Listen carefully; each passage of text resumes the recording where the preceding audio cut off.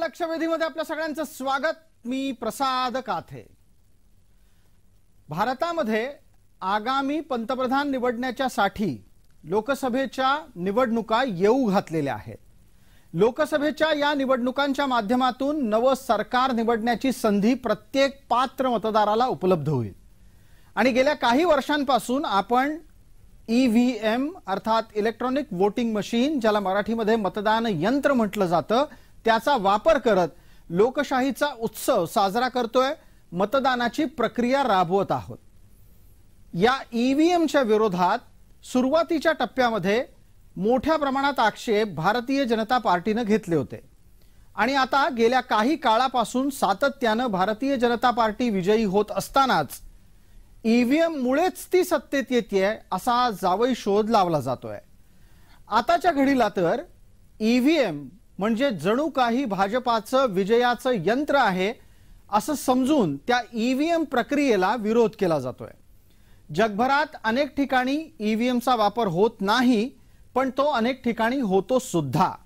भारतासारख्या मोठ्या देशात जिथे 140 कोटीच्या जवळपास लोकसंख्या आहे आणि 80 कोटीच्या आसपास मतदार संख्या आहे, तिथे भारतातली निवडणुकीची प्रक्रिया ही आर्थिकदृष्ट्या अधिकाधिक कमी खर्चात कशी करता येईल याच्यासाठी प्रयत्न व्हावेत म्हणून ईव्हीएम स्वीकारलं गेलं।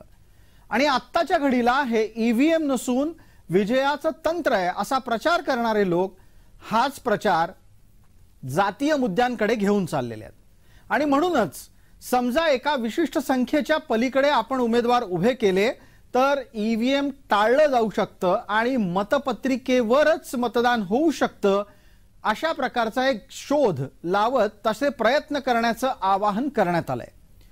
अर्थात हे आवाहन कोणी केलंय हे सांगण्यासाठी कुणा वेगळ्या ज्योतिषाची गरज नाही। महाराष्ट्रातल्या ताज्या घडामोडींमध्ये बऱ्याचदा चर्चेच्या आणि वादाच्या केंद्रस्थानी असलेल्या मनोज जरांगे यांनी हे आवाहन केलंय। त्यांनी गावागावामध्ये इतके मराठी उमेदवार उभे करायचे आदेश दिले आहेत की जेणेकरून ईव्हीएमची संपूर्ण रचनाच हताश होईल आणि निवडणूक यंत्रणा ईव्हीएम ऐवजी मतपेटीवर आणि मतपत्रिकेच्या आधारे मतदान राबवेल।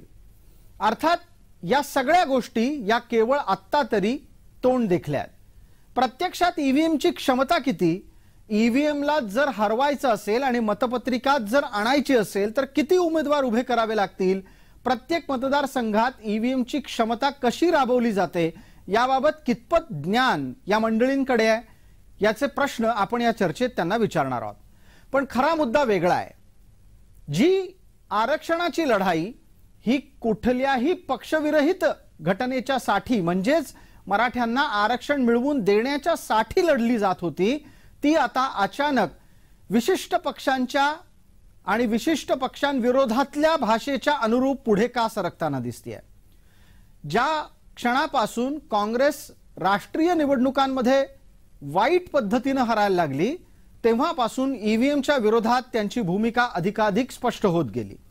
ईव्हीएम नसेल तर काँग्रेस निवडणुका जिंकेल असा काँग्रेस आणि समविचारी पक्षांचा एक दावा आहे। याच दाव्याला प्रमाण मानत आता मराठे सुद्धा आणि त्यात सुद्धा खास करून मनोज जरांगे मैदानात उतरताना दिसतात।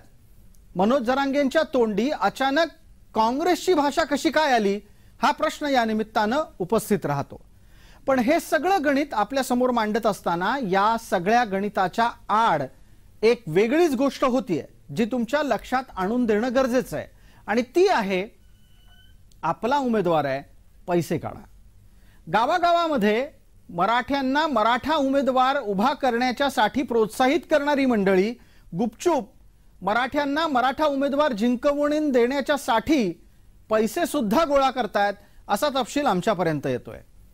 थोडक्यात आग रामेश्वरी आहे, बंब सोमेश्वरी आहे।